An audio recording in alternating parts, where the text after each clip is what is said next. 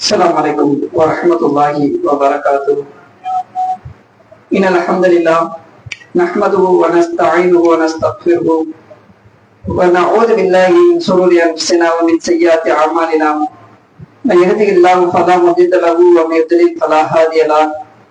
وأشهد أن لا إله إلا الله وأشهد أن محمدا عبده ورسوله. أما بعد فقد قال الله تعالى في القرآن العظيم والفرقان المجيد: فأعوذ بالله من الشيطان الرجيم. بسم الله الرحمن الرحيم. يا أيها الذين آمنوا اتقوا الله حق تقاته ولا تموتن إلا وأنتم مسلمون. يا أيها الذين آمنوا اتقوا ربكم الذي خلقكم من نفس واحدة وخلق منها زوجها وبث منهما رجالا كثيرا ونساء واتقوا الله الذي تساءلون به والأرحام إن الله كان عليكم رقيبا. قال النبي صلى الله عليه وسلم: إن أصدق الحديث كتاب الله وأحسن الهدي هدي محمد صلى الله عليه وسلم وشر الأمور محدثاتها وكل محدثة بدعة وكل بدعة ضلالة وكل ضلالة في النار. வானங்களையும் பூமியும் படைத்து பரிமாறிக்கக்கூடிய அல்லாஹ்விற்கு எல்லா புகழும். அந்த ஏக இறைவனின் சாந்தியும் சமாதானமும் சத்திய தூதகர் சன்மார்க்க போதகர் மாபெரும் மனிதர் முஹம்மது நபி ஸல்லல்லாஹு அலைஹி வஸல்லம் அவர்களின் மீதும் அவர்களது சொல் செயல் அங்கீகாரத்தை நிறுவனாமல் பின்பற்றி வாழ்ந்து மன்னித்த உத்தம சத்திய சகாபாக்கள் சகாபிய பெண்மணிகள் மீதும் உலகத்தில் வாழக்கூடிய முஸ்லிம்களான ஆண்கள் பெண்கள் அனைவரின் மீதும் என்றென்றும் நின்று நிலவட்டுமான கணியத்திற்குரிய எல்லாம் அல்ல அல்லாஹ்வின் நல்லடியார்களே, நாம் வாழக்கூடிய இந்த காலகட்டம் இஸ்லாமியர்களுக்கு முஸ்லிம்களுக்கு சோதனைகள் அதிகம் நிறைந்த ஒரு காலகட்டமாக அமைந்திருக்கிறது. பாலஸ்தீனத்தை எடுத்துக்கொண்டால் அங்கே இஸ்ரேலிய பயங்கரவாதிகள் பாலஸ்தீன அப்பாவி மக்களை, மருத்துவர்களை, நோயாளிகளை, பலவீனமானவர்களை, பெண்களை, சிறு குழந்தைகளை இவை பாரபட்சம் பார்க்காமல் அனைவரையும் கொன்று குவிக்கக்கூடிய ஒரு காட்சியை பார்க்கிறோம். லட்சக்கணக்கான மக்களை என்ன செய்யறாங்க, நாடு கடத்துறாங்க. பல்வேறு அநியாயங்கள் அத்துழியங்களை அங்கே அரங்கேற்றுக் கொண்டிருக்கிறார்கள். கிட்டத்தட்ட 300க்கும் மேற்பட்ட நாட்கள் தொடர்ச்சியான அத்துமீறல்களை இஸ்ரேலிய பயங்கரவாதிகள் அங்கே நிகழ்த்தி கொண்டு வந்திருக்கிறார்கள். அந்த அடிப்படையில் கடந்த 2 தினங்களுக்கு முன்பாக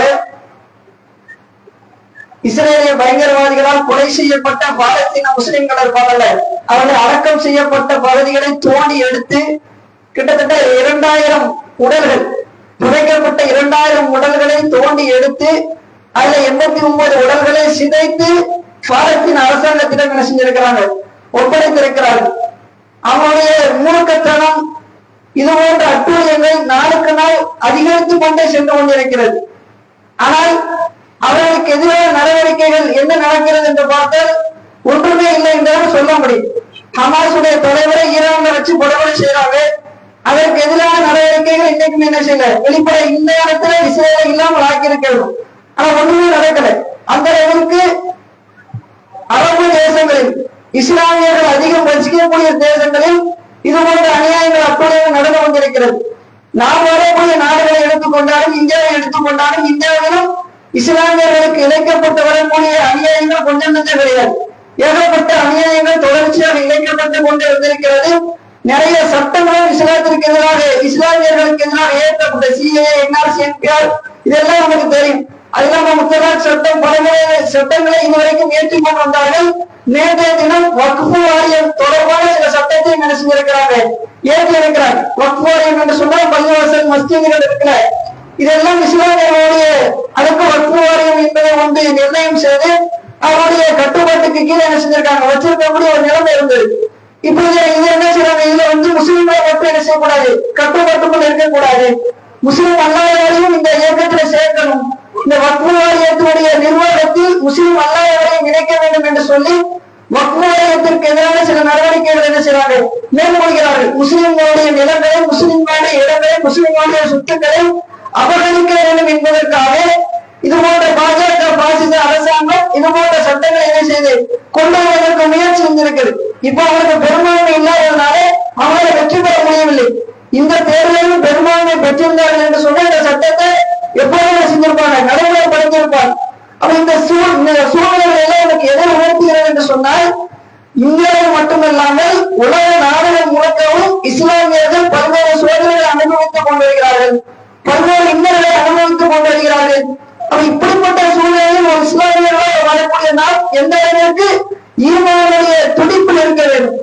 ஈமானுடைய உறுதியை நாம் எந்த அளவுக்கு அதிகப்படுத்திக் கொள்ள வேண்டும்.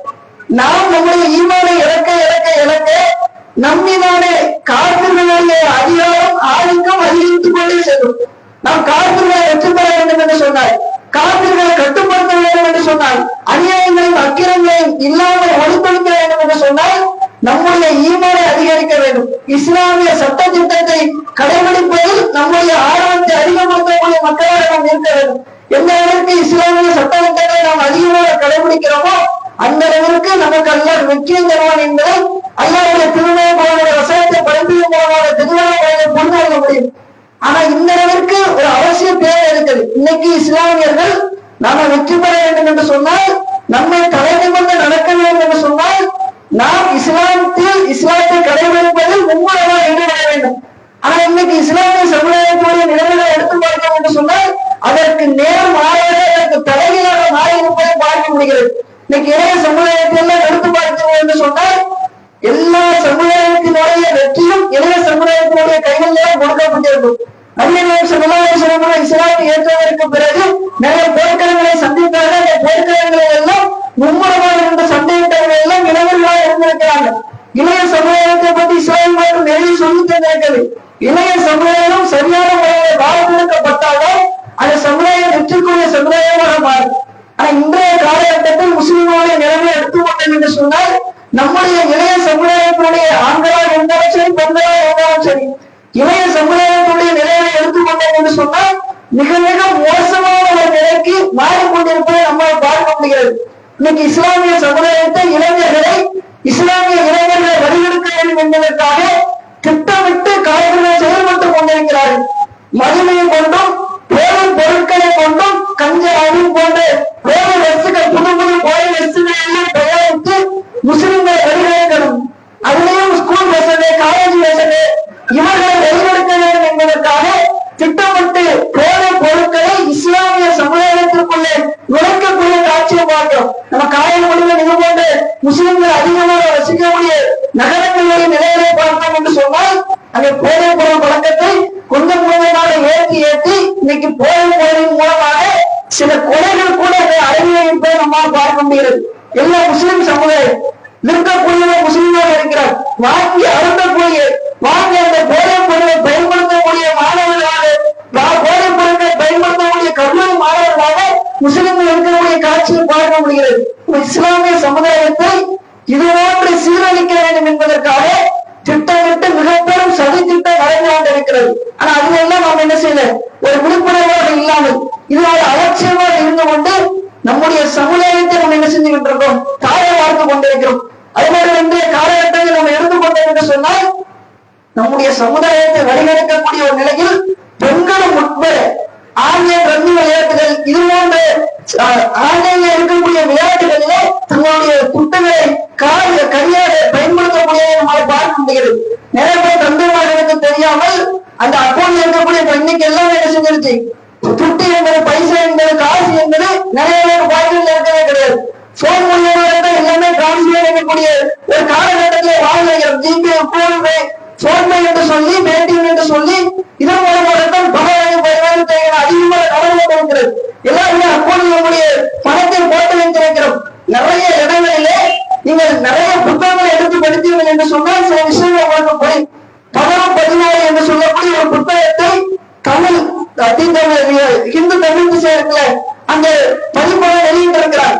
அந்த புத்தகத்தை நீங்கள் படித்து பார்த்தீர்கள் என்று சொன்னால் இளைய சமுதாயம் எந்த அளவுக்கு மோசமாக மாறி போயிருக்கிறது என்பதை அதில் நிறைய உதாரணங்கள் மூலமாக வெளிக்காட்டி இருக்கிறார்.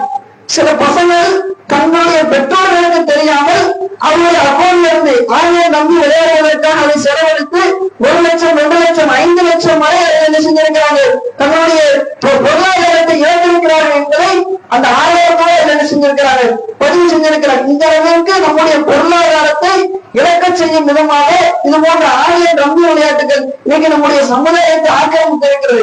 ஆண்கள் மட்டும் இல்லை, பசங்க மட்டும் விளையாடல, பெண்கள் கூட, பெண் பிள்ளைகள் கூட இது போன்ற விளையாட்டில் தன்னை அடிமையாக்கி வைத்திருப்பதை நாம தற்காலத்தில் அனுபவபூர்வமாக உணர்வு வந்திருக்கிறோம். இது போன்ற காரியங்களின் மூலமாக நம்முடைய சமுதாயத்தை சீரழிக்க வேண்டும் என்பதற்காக திட்டமிட்டு சதி செய்து கொண்டிருக்கிறார்கள்.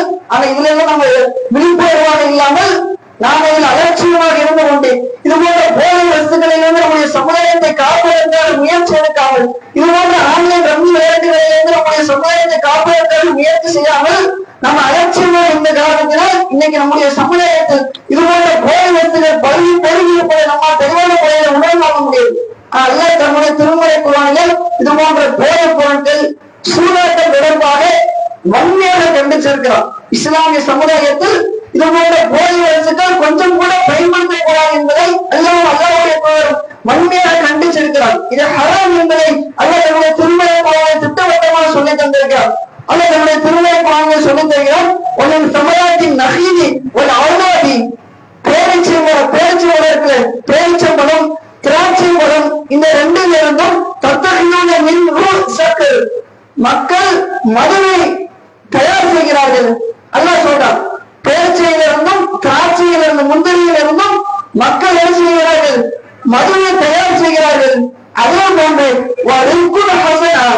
அழகிய உணவை தயார் செய்கிறார்கள்.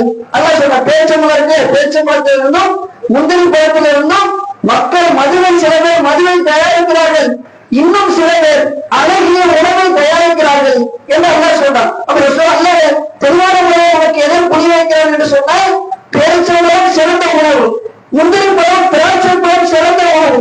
இந்த சிறந்த நிலையிலிருந்து நம்ம மதுவை தயாரிப்போம் என்று சொன்னால் அது கெட்ட உணவாக மாறி போய்விடும், அது உடலுக்கு பாதிப்பு ஏற்படுத்தக்கூடிய விஷமாக மாறி போய்விடும். அதனால் நீங்கள் விஷத்தை தயார் செய்யாதீர்கள், மதுவை நீங்கள் தயாரிக்காதீர்கள்.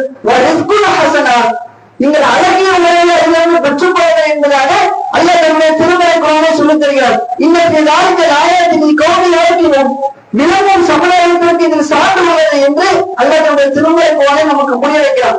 நீங்க அறிவுள்ள சமுதாயமாக இருக்கிறீர்களா? உங்கள் வேதக்கூடிய சமுதாயமாக இருந்தால் இது போன்ற தொடர்பில் இருந்து நீங்கள் மதுவை தயாரிக்காதீர்கள். அது கெட்ட உணவு, விஷம். மாறாக நீங்கள் அதிலிருந்து உங்களுடைய உடலுக்கு ஆரோக்கியமாக இருக்கக்கூடிய அழகிய உணவை நீங்கள் தயார் செய்து கொள்ளுங்கள் என்பதாக அல்லாஹ் தன்னுடைய திருமறை குர்ஆனை சொல்லித் தந்திருக்கிறார். இந்த இடத்துல அல்லாஹ் சொல்லி காட்ட இருக்கும்போது மதுவை பற்றியும் சூதாட்டத்தை பற்றியும் நபியை உங்களிடத்திலே மக்கள் கேள்வி கேட்கிறார்கள். மது குடிக்கலாமா, சூதாட்டத்தில் ஈடுபடலாமா என்று மக்கள் உங்களிடத்தில் கேள்வி கேட்கிறார்கள். நபியை நீங்கள் அவர்களுக்கு பதில் சொல்லுங்கள். என்ன பதில் சொல்ல வேண்டும் என்று சொன்னால், மதுவிலும் சூதாட்டத்திலும் சில பயங்கள் இருக்குது. மது முழுக்க முழுக்க கெட்டது கிடையாது, சூதாட்டம் முழுக்க முழுக்க கெட்டது கிடையாது. அல்லாஹ் சொல்றான், அந்த இரண்டிலும் சில பயங்கள் இருக்குது, சில நன்மைகள் இருக்குது. ஆனால் நன்மைகளை விட கெடுதி அதிகமாக இருக்குது, கெட்டது தீமைகள் அதிகமாக இருக்குது. அதனால் இந்த ரெண்டு பக்கம் நீங்க நெருங்கி விடாதீர்கள் என்று அல்லாஹ் சொல்றான்.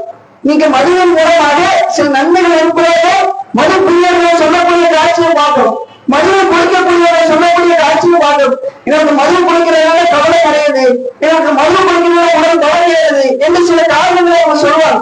அல்லாஹ் தன்னுடைய திருமறை குர்ஆனை சொல்ற, நீங்க மது குடிக்கிறதுனால், சாராயம் அருந்துவதனால், போதை வஸ்துக்களை பயன்படுத்துவதனால் உங்களுக்கு சில பயங்கள் ஏற்படதான் செய்யும், அதை மறுக்கல. ஆனால் உங்களுக்கு ஏற்படக்கூடிய பயனை விட உங்களுக்கு ஏற்படக்கூடிய தீமை ரொம்ப அதிகமாக இருக்கும், கெடுதி அதிகமாக இருக்கும். அதனால் நீங்க மதுவின் பக்கமும் சூதாட்டத்தின் பக்கமும் நெருங்காதீர்கள். ஆன்லைன் நன்மை பக்கத்துல நீங்க போகாதீங்க. ஆன்லைன் விளையாட்டுகளிலே உங்களுடைய துட்டுகளை கரியாக செலவழித்து விடாதீர்கள் என்று அல்லாஹ் தன்னுடைய திருமறை குர்ஆனிலே கடுமையான முறையில் எச்சரிக்கை செஞ்சிருக்கிறார். இன்னொரு வசனத்துல அல்லாஹ் சொல்லி காட்டும் போது, மது என்பது ஷைத்தானுடைய ஒரு சதிவழி. ஷைத்தான் மனிதர்களை வழிகெடுப்பதற்காக உருவாக்கி வைத்திருக்கக்கூடிய ஒரு விஷயம் தான் இது போன்ற போதை வஸ்துக்கள். இன்னமா யுரீது ஷைத்தான் அல்லாஹ் சொல்லி காட்டும் பொழுது, ஷைத்தான் என்பவர் உங்களுக்கு மத்தியில் வெறுப்பை விதைத்தவர், பகைமையை ஏற்படுத்த வேண்டும் என்பதற்காகவும் மதுவையும் சூதாட்டத்தையும் அவன் ஏற்படுத்தியிருக்கிறார். அல்லாஹ் சொல்லி காட்டியிருக்கிறான். அல்லாஹ் இந்த திருமறை குர்ஆனில் சொல்லலாம், இது ஷைத்தான் உருவாக்கிய ஒரு விஷயம், ஷைத்தான் மக்கள் மத்தியிலே பரப்பிய விஷயம். எதற்காக ஷைத்தான் மக்கள் மத்தியிலே மதுவையும் சூதாட்டத்தையும் பரப்புகிறார் என்று சொன்னால், மதுவின் மூலமாக உங்களுக்கு மத்தியிலே பிரிவினை ஏற்படும், உங்களுக்கு மத்தியிலே நெருப்பு ஏற்படும். சூதாட்டத்தின் மூலமாக உங்களுக்கு மத்தியிலே விரோதமும் குரோதமும் வெறுப்பும் ஏற்படும். அப்படி உங்களுக்கு மத்தியிலே பிரிவினை ஏற்படுத்த வேண்டும் என்பதற்காகத்தான் இது போன்ற மதுவை செய்தான் உங்களுக்கு ஏற்படுத்தி தந்திருக்கிறார். அது மட்டும் இல்லாமல் நீங்கள் இது போன்ற போதை பொருட்களின் பக்கம் நீங்கள் உங்களுடைய கவனத்தை செலுத்தினீர்கள் என்று சொன்னால் இதன் மூலமாக அல்லாஹ்வுடைய நினைவை விட்டும் சைத்தான் உங்களை திசை திருப்பி விடுவார். அல்லாஹ்வுடைய நினைவை விட்டும் நீங்கள் திசை திரும்பப்பட்டு விடுவீர்கள் என்பதாக அல்லாஹ் தன்னுடைய திருமறை குர்ஆனில் சொல்லி தந்திருக்கிறார். அல்லாஹ்வுடைய நினைவு இல்லை என்று சொன்னார், அல்லாஹ்வுடைய நினைவு நமக்கு இல்லை என்று சொன்னால் இந்த உலகத்தில் நம்மால் நிம்மதியாக வாழ முடியாது. அல்ல இன்னொரு இடத்துல சொல்லி காட்டும் பொழுது உள்ளங்கள் அமைதி பெறுவது அல்லாஹ்வுடைய நினைவாழ்தான். அல்லாஹ்வுடைய நினைவு இல்லை என்று சொன்னால் எந்த மனிதனுடைய உள்ளமும் நினைவு அமைதி பெறாது, நிம்மதி அடையாது. என்ன நம்முடைய திருமலை குர்ஆன் சொல்லி இந்த உலகத்தில் நம்ம நிம்மதியாக வாழ வேண்டும் என்று சொன்னார். நம்முடைய உள்ளம் அமைதியான உள்ளமாக மாற வேண்டும் என்று சொன்னால் இறை நினைவு அல்லாஹ்வுடைய திக்ர் ரொம்ப ரொம்ப அவசியம் என்பதை அல்லாஹ் தன்னுடைய திருமறை குர்ஆனில் சொல்லி தந்திருக்கிறார். அப்படிப்பட்ட திக்ரில் இருந்து இறை நினைவில் இருந்து இந்த மதியம் சூழலும் நம்மை திசை திரும்ப வேண்டும் என்பதாக அல்லாஹ் தன்னுடைய திருமறை குர்ஆனில் சொல்லி தந்திருக்கிறார். அதனால நபியே நாயகம் ஸல்லல்லாஹு அலைஹி வஸல்லம் அவங்க சொல்லி காட்டும் போது போதை தரக்கூடிய எல்லாமே தடுக்கப்பட்டதுதான். போதை தரக்கூடியது என்று சொன்னால் மது மட்டும் உங்களுக்கு ஹராம் கிடையாது. நீங்க எதை அருந்தினால், எதை சாப்பிட்டால், எதை உண்டால் உங்களுக்கு போதை ஏற்படுமோ போதை தரக்கூடிய எல்லாமே மதுதான். அல்லாஹ் ரசூலை சொல்லி காட்டுறார். மது என்று சொன்னால் சாராயத்தை மட்டும் மது என்று நினைக்க கூடாது, கள்ள சாராயத்தை மட்டும் மது என்று நினைக்க கூடாது. போதை தரக்கூடிய எல்லாமே மதுதான். அனைத்து மதுக்களும் உங்களுக்கு தடை செய்யப்பட்டதுதான், ஹராம் தான் என்பதாக நபியே நாயகம் ஸல்லல்லாஹு அலைஹி வஸல்லம் அவங்க சொல்லித்தார். அது மட்டும் இல்லாமல் இஸ்லாமிய மார்க்கம் இந்த போதை பொருட்களுக்கு எதிராக எந்த அளவிற்கு முக்கியத்துவம் வழங்கியிருக்கிறது என்று சொன்னால், ஒரு முறை நபியே நாயகம் ஸல்லல்லாஹு அலைஹி வஸல்லம் இருக்கிறார். ஒரு சகாபி வாரார், வெளியூருக்கு போயிட்டு பல வருடங்கள் கழித்து வாரார். நபியே நாயகம் ஸல்லல்லாஹு அலைஹி வஸல்லம் அவர்களுக்கு அன்பளிப்பாக சாராயத்தை கொடுக்கிறார், மதுவை கொண்டு வந்து கொடுக்கிறார். அவருக்கு மது தடை செய்யப்பட்டது தெரியாது, மது ஹராமாக்கப்பட்டது எனக்கு தெரியாது. தெரியாத நபியே நாயகம் ஸல்லல்லாஹு அலைஹி வஸல்லம் அவர்களுக்கு உயிர் நேரத்தில் அமைந்த மதுவை பரிசாக அன்பளிப்பாக கொடுக்கிறார். உடனே நபியே நாயகம் ஸல்லல்லாஹு அலைஹி வஸல்லம் அவர்கள் வாங்கிட்டு இத மது என்று சொன்ன உடனே அல்லாஹ் மதுவை தடை செய்து விட்டார் என்பது அவருக்கு தெரியாது என்று சொல்லி கேட்கிறான். அப்பதான் அவருக்கு சொல்றான், அவருக்கு அது வரைக்கும் தெரியாது, ரசூலா சொன்னதற்கு பிறகுவே தெரியும் மது தடை செய்யப்பட்டு விட்டது என்று. உடனே அந்த மதுவை என்ன செய்யறது, ரசூலா அந்த மதுவை வாங்கி தன் பக்கத்துல இன்னொருத்தர் நிற்கிறார், அவருக்கு கொடுத்துட்டு அவர் காலையில ரகசியமா ஏதோ சொல்றார். உடனே நபியே நாயகம் ஸல்லல்லாஹு அலைஹி வஸல்லம் அந்த மனிதத்தை கேட்கிறாங்க, அவர் காலையில ரகசியமா ஏதோ சொன்னீங்களே, என்ன சொன்னீங்க என்று சொல்லி கேட்கிறான். உடனே அந்த மனிதர், நான் நபியே நாயகம் ஸல்லல்லாஹு அலைஹி வஸல்லம் கூட சொல்றாங்க, இல்ல இந்த மதுவை நம்ம சாப்பிடக்கூடாதுன்னு சொல்லிட்டீங்கல்ல, நமக்கு தடை செய்யப்பட்டது என்று சொல்லிட்டீங்கல்ல, அதனால் இந்த மதுவை கொண்டு போய் மற்றவர்களிடத்திலே விற்பனை செய்து விட்டு வா என்று சொல்லி நான் அவருக்கு ஆணையிட்டேன் என்று சொல்றார். உடனே நபியே நாயகம் ஸல்லல்லாஹு அலைஹி வஸல்லம் சொல்றாங்க, மதுவை சாப்பிடுவதற்கு மட்டும் அல்லாஹ் தடை செய்யல, அதை விற்பனைக்கும் தடை செஞ்சிருக்கிறான். மதுவை விற்கவும் கூடாது, யாருக்கும் விற்கக்கூடாது, முஸ்லிம்களுக்கும் விற்கக்கூடாது, காபிர்களுக்கும் விற்கக்கூடாது. மதுவை முன்பதை எப்படி அல்லாஹ் தடை செய்தானோ அதே போன்று அந்த மதுவை விற்பனை செய்வதையும் அல்லாஹ் தடை செய்திருக்கிறான் என்பதாக நபியே நாயகம் ஸல்லல்லாஹு அலைஹி வஸல்லம் அவங்க சொல்லித்தராங்க. அது மட்டும் இல்லாம எந்த அளவுக்கு இந்த மதுவுக்கு எதிராக இஸ்லாமிய மார்க்கம் நடவடிக்கை எடுப்பது என்று சொன்னால், சில பாத்திரங்கள் இருக்கும், அந்த பாத்திரங்கள் மதுவை ஊற்றி வைப்பதற்காகவே தயார் செய்யப்பட்ட பாத்திரமாக இருக்கும். நபியே நாயகம் ஸல்லல்லாஹு அலைஹி வஸல்லம் சொல்றாங்க, நீங்க அந்த பாத்திரத்தை பயன்படுத்தக்கூடாது. எந்தெந்த பாத்திரங்கள் எல்லாம் மதுவை ஊற்றி பழக்கப்படுத்தி வந்தீர்களோ அந்த பாத்திரத்தை நீங்க பயன்படுத்தக்கூடாது, அது தடை செய்யப்பட்டது என்பதாக நபியே நாயகம் ஸல்லல்லாஹு அலைஹி வஸல்லம் சொல்றாங்க. ஏன்னா அதுல மது இல்லை, மற்ற தண்ணி பொருட்கள் மற்ற பொருட்கள் நீங்க வைத்திருந்தாலும் அந்த பாத்திரத்தை பயன்படுத்தாதீங்க. ஏன்னா அந்த பாத்திரத்தை பார்க்க உங்களுக்கு மதுவுடைய ஞாபகம் வந்துவிடும், மதுவினுடைய சிந்தனைகள் வந்துவிடும். அதனால் அந்த பாத்திரத்தை நீங்கள் பயன்படுத்தவே கூடாது என்ற நபியே நாயகம் ஸல்லல்லாஹு அலைஹி வஸல்லம் அவர்கள் ஆரம்ப காலகட்டங்களில் தடை விதித்தார்கள். அவர் எந்த அளவுக்கு நபியே நாயகம் ஸல்லல்லாஹு அலைஹி வஸல்லம் அவர்கள் மது விஷயத்தில கவனம் செலுத்தியிருக்கிறார். மதுவை குடிக்கிறதுக்கு மட்டும் ரசூலா தடை செய்யல, மதுவை ஊற்றி வைக்க பயன்படுத்தக்கூடிய பாத்திரத்தை கூட பயன்படுத்தக்கூடாது என்பதை நபியே நாயகம் ஸல்லல்லாஹு அலைஹி வஸல்லம் அவர்கள் தடை செஞ்சிருக்கிறார். இன்னொரு இடத்துல நபியே நாயகம் ஸல்லல்லாஹு அலைஹி வஸல்லம் அவர்கள் நபியே நாயகம் ஸல்லல்லாஹு அலைஹி வஸல்லம் அவருடைய காலத்திலே தரீக் பின் சுமைன் என்று சொல்லக்கூடிய ஒரு நபி தோழர் இருந்தார். அவர்கள் மதுவை தயார் செய்யக்கூடியவராக இருந்தார். இப்ப ரசூலா மதுவை குடிக்க கூடாது தடை செஞ்சுட்டாங்கல்ல, அதே போன்று தயாரிக்க கூடாது என்றும் தடை செஞ்சுட்டாங்க. மதுவை யாரும் தயாரிக்க கூடாது என்று சொன்னார். உடனே தரீக் பின் சுமைன் எல்லாம் அவங்க ரசூலாட்ட வர வந்து கேட்கிறாங்க, அல்லாஹ்வுடைய தூதரே, நான் மதுவை தயார் செய்கிறேன். எதற்காக தயார் செய்கிறேன் என்று சொன்னால் மருத்துவத்திற்காக, மருத்துவம் பார்க்க வேண்டும் என்பதற்காக நான் மதுவை தயார் செய்கிறேன். நான் மதுவை தயார் செய்யலாமா, மதுவை தயாரிக்கலாமா என்று சொல்லி கேட்கிறார். உடனே நபி ஸல்லல்லாஹு அலைஹி வஸல்லம் என்ன செய்யலாம் என்று சொன்னால் அது மருந்து கிடையாது, அது நோய். இது என்னது? மது என்பது அது மருந்து கிடையாது. அதுல சில பயன்கள் இருக்குது. அது சில பயன்களை வைத்து அதை ஒரு மருந்தாக பயன்படுத்தலாம் என்று சொல்லி இந்த தலைக்கு சுனாய் சொல்றாங்க. ஆனா ரசூலுல்லாஹ் சொல்றாங்க அது மருந்து கிடையாது, அது நோய். அதுல கொஞ்சம் மருந்து தன்மை இருந்தாலும் அதுல நிறைய நோய்கள் இருக்குது, நிறைய தீமைகள் இருக்குது. அதனால் மருந்துக்காரனை தயாரிப்பதாக சொன்னாலும் அதற்கு நான் அனுமதி தர மாட்டேன். மதுவை எந்த நிலையிலும் எந்த காரணத்தை கொண்டும் நீங்கள் தயாரிக்க கூடாது என்பதாக நபி ஸல்லல்லாஹு அலைஹி வஸல்லம் தடை விதிக்கிறார். மதுவை தயாரிக்க கூடாது, குடிக்க கூடாது, விற்க கூடாது என்று நபி ஸல்லல்லாஹு அலைஹி வஸல்லம் அவர்கள் தடை செய்து விட்டு இன்னொரு இடத்துல சொல்றாங்க, அல்லாஹ் சில மனிதர்களை சபிக்கிறார். அல்லாஹ்வுடைய சாபம் சில பேருக்கு கிடைக்கும். யாருக்கு அல்லாஹ்வுடைய சாபம் கிடைக்கும் என்று சொன்னால் மதுபானத்தை யாரெல்லாம் குடிக்கிறாரோ பருகுகிறாரோ அவருக்கும், அதை யாரெல்லாம் விற்பனை செய்கிறாரோ அவருக்கும், யாரெல்லாம் அந்த மதுபானத்தை வாங்குகிறாரோ அவருக்கும், யாரெல்லாம் அந்த மதுபானத்தை தயார் செய்கிறாரோ அவருக்கும், யாரெல்லாம் அந்த மதுபானத்தை தன்னுடைய தலையில வைத்து சுமதி செய்கிறாரோ, அதை ஒரு இடத்திலிருந்து வேற இடத்திற்கு எடுத்து செல்கிறாரோ அவருக்கும், அந்த மதுபானம் யாருக்காக எடுத்து செல்லப்படுகிறதோ, இப்படி எல்லா மக்களையும் அல்லாஹ் சபிக்கிறார் என்பதாக நபி ஸல்லல்லாஹு அலைஹி வஸல்லம் சொல்றார். வட்டிக்கு ஈக்குவலா சொன்னார்.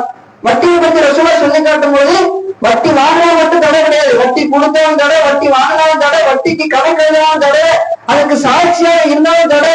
இப்படி எல்லாரும் நல்லா சபிக்கிறார் என்று ரசூலுல்லாஹ் சொன்னதை போன்று மதுவை பற்றி நபி ஸல்லல்லாஹு அலைஹி வஸல்லம் சொல்றார்.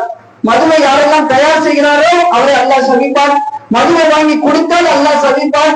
மதுவை விற்பனை செய்தால் அல்லாஹ் சபிப்பான். மதுவை ஒரு இடத்துல இன்னொரு இடத்திற்கு தூக்கி கொண்டு சென்றால் அதே அல்லாஹ் சபிப்பான் என்று சொல்லி மது சம்பந்தப்பட்ட எந்த காரியத்தில் ஈடுபட்டாலும் அல்லாஹ்வுடைய சாபத்தை பெற்றுக் கொள்ளும் என்பதாக நபி ஸல்லல்லாஹு அலைஹி வஸல்லம் அவர்கள் எச்சரிக்கை செய்திருக்கிறார் என்று சொன்னால் போதை எல்லாமே இது மதுரை சாராயத்துக்கு மட்டும் கிடையாது, போதை தரக்கூடிய எல்லாத்துக்கும், கஞ்சாவாக இருந்தாலும் சரி, அபினாக இருந்தாலும் சரி, என்ன வேற என்னென்ன பொருட்கள் இருந்தாலும் எல்லா போதை தரக்கூடிய எல்லா வசதிகளுக்குமே இந்த எல்லா சட்டங்களும் பொருள். நாம் அதை எடுத்துக்கூட செல்லக்கூடாது, விற்கக்கூட செல்லக்கூடாது. அந்த அளவிற்கு இஸ்லாமியமா இருக்கும் இந்த போன்ற போதை பொருட்களுக்கு கடுமையான விதிமுறைகளை வகுத்து வைத்திருக்கிறது. இதோட ரசூலுல்லாஹ் நிப்பாட்டல, வெறும் அறிவுரை சொல்வதோடு நிப்பாட்டாமல் நபி ஸல்லல்லாஹு அலைஹி வஸல்லம் அவர்கள் மதீனாவுடைய அரசராக இருக்கிறாங்கல்ல, அரசராக இருந்த நபி ஸல்லல்லாஹு அலைஹி வஸல்லம் அவர்கள் குற்றவியல் தண்டனை சட்டத்தை அறிமுகப்படுத்துறாங்க. அது ரசூலுல்லாஹ் சொல்றாங்க, யாரெல்லாம் மது குடித்தார்களோ, மது குடித்து மது அருந்தியவர்களாக வந்தார்களோ அவர்களுக்கு கசையை கொடுக்கப்படும். நபி ஸல்லல்லாஹு அலைஹி வஸல்லம் சொல்றாங்க, மது குடித்தால் அவர்களுக்கு என்ன தண்டனை? சாட்டையால் கசையை வழங்கக்கூடிய தண்டனை நான் நிறைவேற்றுவேன். இரண்டாம் முறை ஒருத்தருக்கு மது குடிக்கிறார், அவருக்கு சாட்டை தண்டனை கொடுத்தாச்சு.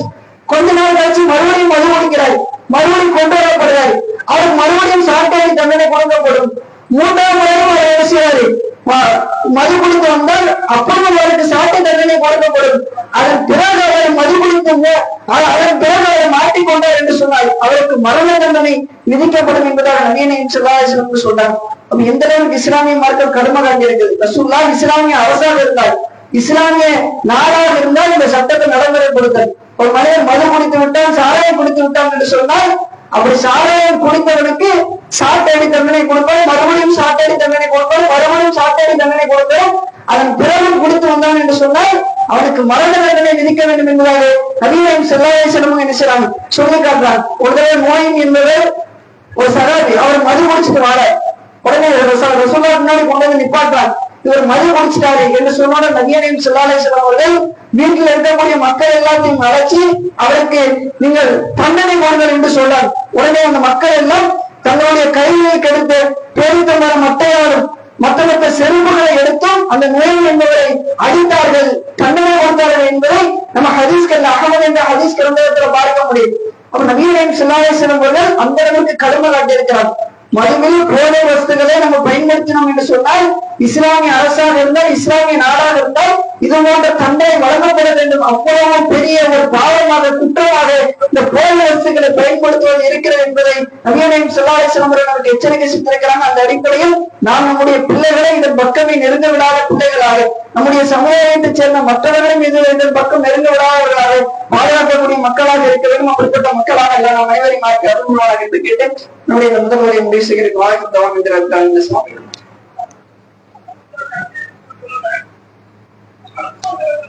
அஸ்ஸலாமு அலைக்கும் வரஹ்மத்துல்லாஹி வபரகாத்துஹு.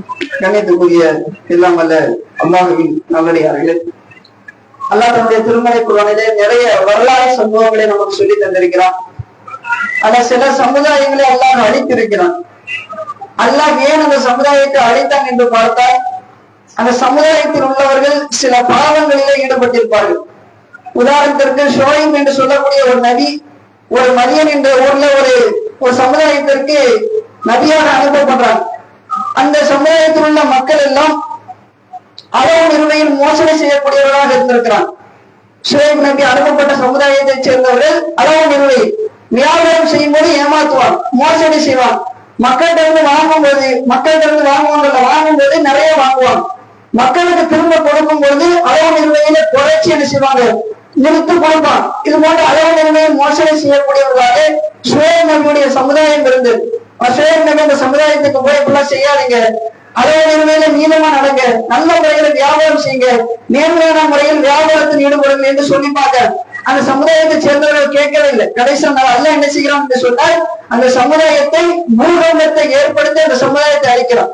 அளவு நிறுவையில் மோசடி செய்து காப்பீடாக இருந்தார்கள் என்பதற்காக அந்த சமுதாயத்தை அல்லாஹ் என்ன செய்யறான், பூகம்பத்தை கொண்டு தாக்கி அழிக்கிறான். அடுத்து இன்னொரு சமுதாயத்தை அல்லாஹ் சொல்லி காட்டியிருக்கிறார், லூத் நபியுடைய சமுதாயம். லூத் நபியுடைய சமுதாயத்தை சேர்ந்தவர்கள் ஓய்வு சேர்க்கையில் ஈடுபடக்கூடியவர்கள். திருமணத்தின் மூலமாக ஆணும் பெண்ணும் இல்லற சுகத்தை அனுபவிப்பதற்கு பதிலாக ஓய்வு சேர்க்கையில் ஈடுபடக்கூடிய மிக மோசமான ஒரு பழக்க வழக்கத்தை அந்த லூத் நபியுடைய சமுதாயத்தில் கடைபிடிக்கிறார். லூத் நபி அந்த சமுதாயத்துல போய் அப்படி செய்யாதீங்க, ஓய்வு சேர்க்கையில ஈடுபடாதீங்க, திருமணம் செஞ்சுக்கங்க என்று இவ்வளவு எடுத்து சொன்னார். ஆனா அவன் கேட்கல. கடைசி அல்லாஹ் அந்த சமுதாயத்தை என்ன செய்யறாங்க என்று சொன்னால், வானத்திலிருந்து கல்மழையை பொழிய செய்து பூமியை அப்படியே என்ன செய்யறாங்க, அந்த வாழ்ந்த சமுதாயத்தினுடைய பகுதியை அப்படியே அல்லாஹ் அப்படியே தூக்கி வானமழையில் கொண்டு போய் அப்படியே தரமாட்டி அவங்க எல்லாத்தையும் என்ன செய்யறான், பூமிக்குள்ள புதைய செஞ்சுட்டான். அவன் தவறான வழிமுறைகளில் ஈடுபட்ட காரணத்தினால் அவரை பூமிக்குள்ள புதையமாக எல்லாம் என்ன செஞ்சுட்டான், அவனை மாற்றிட்டான். இப்படிப்பட்ட ஒரு தண்டனையை அந்த சமுதாயத்துக்கு அல்லாஹ் கொடுத்தா ஓய்மை சேர்க்கையில் ஈடுபட்டார்கள் என்பதற்காக. இன்னொரு சமுதாயம் இருந்தது, ஆதி சமுதாயம் என்று சொல்லக்கூடிய ஒரு சமுதாயம். அவனுக்கு அல்லாஹ் வலிமையை கொடுத்திருந்தான், நல்ல பலமிக்கவர்களாக இருந்தான். அவன் யாராலையும் வெற்றி பெற முடியாது, அந்த அளவுக்கு வலிமை மிக்க ஒரு சமுதாயமாக இருந்தது. அந்த சமுதாயம் தனக்கு வழங்கப்பட்ட வலிமையை வைத்து ஆர்வத்தோடு தெரிந்தான், அகபாவத்தோடு தெரிந்தான். ஆனால் அல்லாஹ் அவர்கள் என்ன செய்வானா, கடுமையான புயற்காற்றை அனுப்பி, ஏன்னா ஆணவர்கள் நாங்கள் வலிமையாளர்கள் பலமானவர்கள் என்பதை மக்களுக்கு மத்தியில தப்பத்தை வச்சுக்கிட்டு இருந்தார். அதனால கடுமையான புயலை அனுப்பி அந்த சமுதாயத்தை என்ன செய்யறான், அல்லாஹ் அழிக்கிறான். அதே மாதிரி சமுதாயம் என்ற ஒரு சமுதாயம் இருந்தது. அவங்க என்ன செய்கிறார் என்று சொன்னால், மலையடிவாரத்தில் பாறையை குறைந்து அதை வீடுகளாக அமைத்து வசித்து வந்தார்கள். அவர்களும் வலிமையாக இருந்தவர்கள். அவர்களும் ஆணவத்தோடு தெரிந்த காரணத்தினால் இடியை இறக்கி பெரும் சப்தத்தை கொண்டு அந்த சமுதாயத்தை எல்லாம் என்ன செய்யறார், அழிக்கிறார். இப்படி திருமணி குரானில் சில வரலாற்று சம்பவத்தை சொல்றார். இதை நம்ம பெற வேண்டிய படிப்பு என்னவென்று சொன்னால், ஒவ்வொரு சமுதாயம் அளவு நிலைமையில் மோசடி செய்யப்பட்டதற்காக தண்டிக்கப்பட்டது. மூலத்தை கொண்டு அல்லாஹ் தண்டித்தான். அதே போன்று ஆணவம் கொண்டதனால ஒரு சமுதாயத்தை எல்லாம் தண்டிக்கிறார். ஓரினை சேர்க்கையை ஈடுபட்டதனால அல்லாஹ் ஒரு சமுதாயத்தை தண்டிக்கிறார். இது போன்ற சில தீமைகளில் ஈடுபட்டதனால் அல்லாஹ்வுடைய தண்டனை இறங்கி இருக்கிறது. நபிகள் ஸல்லல்லாஹு அலைஹி வஸல்லம் சொல்லி காட்டியிருக்கிறார்கள், நீங்கள் உங்களுடைய வாழும்பொழுது இது போன்ற தீமைகளில் ஈடுபட்டீர்கள் என்று சொன்னால் அல்லாஹ்வுடைய தண்டனை இந்த பூமியை வைத்து உங்களுக்கு இறங்கும் என்பதாக சொல்லி தந்திருக்கிறார். அப்ப அந்த அடிப்படையில் நபிகள் ஸல்லல்லாஹு அலைஹி வஸல்லம் காலத்திலே மது தடை செய்யப்பட்டது என்ற அறிவிப்பு வந்த உடனே எல்லா சகாபாக்களும் மதுவிலிருந்து அப்படி விலகிட்டார். மதுவை குடித்து மதுவில ஓடி போன சமுதாயத்தினர் அல்லாஹ் மதுவை தடை செய்து விட்டார் என்ற அறிவிப்பு வந்த உடனே தன்னுடைய வீடுகளில சேமித்து வைத்திருந்த எல்லா மதுபானங்களையும் கொண்டு வந்து வெளியே வந்து கொட்டினாங்க. மதினாவும் ஒரு மது ஆறாக ஓடியது என்பதை ஹதீஸ்களை நம்மால் பார்க்க முடிகிறது. எல்லா சகாபாக்களும் திரும்பி மதுவின் பக்கமே நெருங்காக மாறி போனார்கள். அதனால் அந்த சமுதாயத்தை எல்லாம் பாதுகாத்தார். நம்முடைய சமுதாயம் மதுவை குடிக்கக்கூடிய சமுதாயமாக, போதை பொருட்களை பயன்படுத்தக்கூடிய சமுதாயம் சமுதாயமாக மாறி போனது என்று சொன்னார். நம்முடைய சமுதாயத்தை போதை வஸ்துகளிலிருந்து நாம் காப்பாற்ற முயற்சி செய்யவில்லை என்று சொன்னால், எப்படி ஆறு சமுதாயத்தை சமுதாயத்தை நூற்று நபியுடைய சமுதாயத்தை அல்லாஹ் அழித்தானோ அதே போன்று ஒரு தண்டனை அல்லாஹ் நமக்கு இறங்கி விடுவோம். அதுதான் அல்லாஹ் எச்சரிக்கையா சொல்லிட்டார். மதுவிலே நம்ம மூழ்கி போகிறோம் என்று சொன்னார், போதை வஸ்துகளிலே நம்ம மூழ்கி போவோம் என்று சொன்னால், எப்படி மற்ற முந்தைய சமுதாயத்திற்கு அல்லாஹ்வுடைய அழிவு ஏற்பட்டதோ அதே போல நம்முடைய சமுதாயத்திற்கும் அல்லாஹ்வுடைய அழிவு ஏற்பட்டுவிடும். இதிலிருந்து அல்லாஹ் நம்மை காப்பாற்ற வேண்டும் என்று சொன்னார். நாம் பாதுகாப்பாக இருக்க வேண்டும் என்று சொன்னால், இந்த மதுவிற்கு எதிராக போதை பொருட்களுக்கு எதிராக நம்ம தீவிரமான ஒரு முயற்சியில இறங்க வேண்டும். அப்படிப்பட்ட மக்களாக அல்லாஹ் நம் அனைவரையும் ஆக்கி அனுப்புவானாக என்று கேட்டு இந்த உரையை செய்கிறேன். வாழ்க்கை வாழ்ந்து உத்தரவு